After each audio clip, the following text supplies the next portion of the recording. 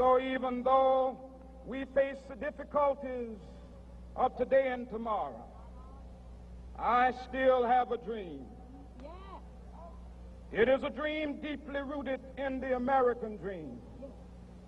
I have a dream that one day this nation will rise up and live out the true meaning of its creed. We hold these truths to be self-evident, that all men are created equal.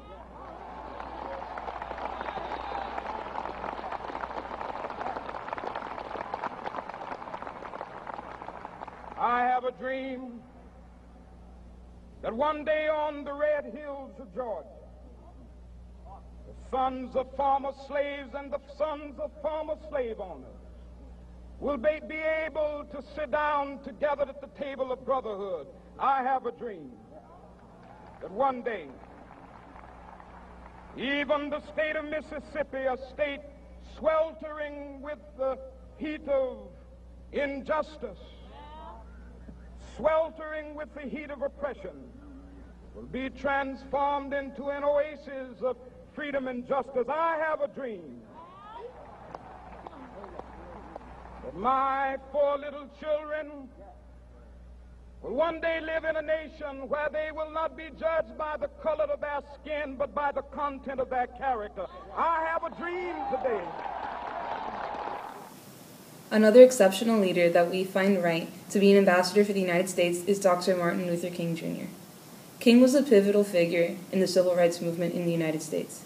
He influenced the minds of not just African Americans, but also the white population. He was arrested over 30 times and participated in civil rights activities, such as the Montgomery bus boycott. He was awarded with hundreds of awards for his excellence in defending his race in civil rights movement, including the Nobel Peace Prize. King was very charismatic, and when he spoke, people listened, whether they agreed with him or not. What made him unique is that he promoted nonviolence and went about the issue of racism in a peaceful manner. Living in peace was the most important dream of King's. King was assassinated in Memphis, Tennessee, while standing in a balcony in 1968. Many blacks rioted in the streets with outrage, for their top leader in the civil rights movement had been assassinated. Although King had passed and the riots had started, his message still lives in the hearts of man, to dream of a time of peace between whites and blacks.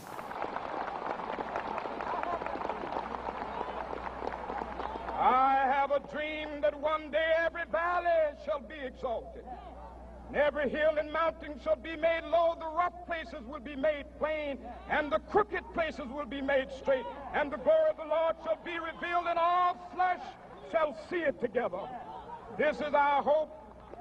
This is a faith that I go back to the South with. With this faith, we will be able to hew out of the mountain of despair a stone of hope.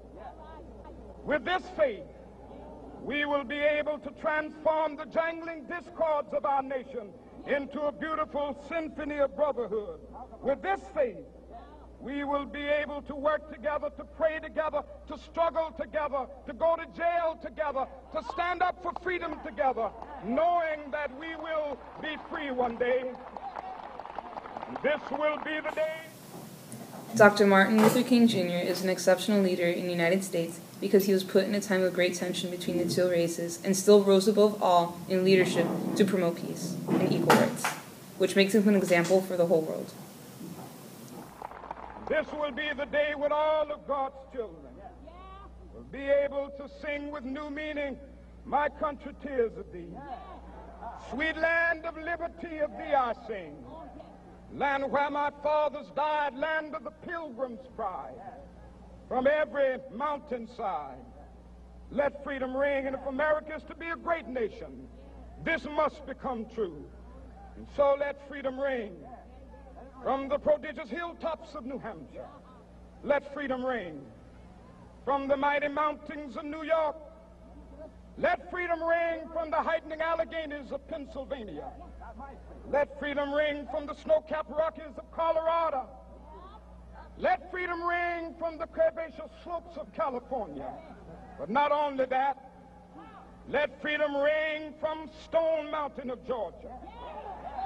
Let freedom ring from Lookout Mountain of Tennessee. Let freedom ring from every hill and molehill of Mississippi, from every mountainside. Let freedom ring, and when this happens,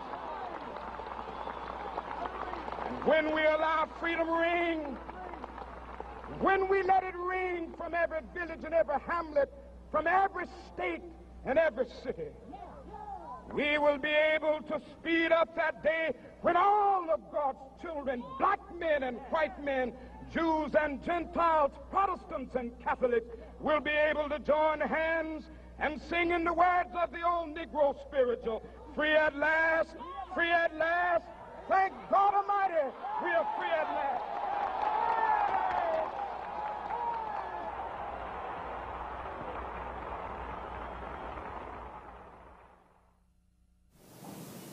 Thank you for joining in on our short video on American exceptionalism. We hope you learned about our world and our country. We hope to see you soon. Live long and prosper.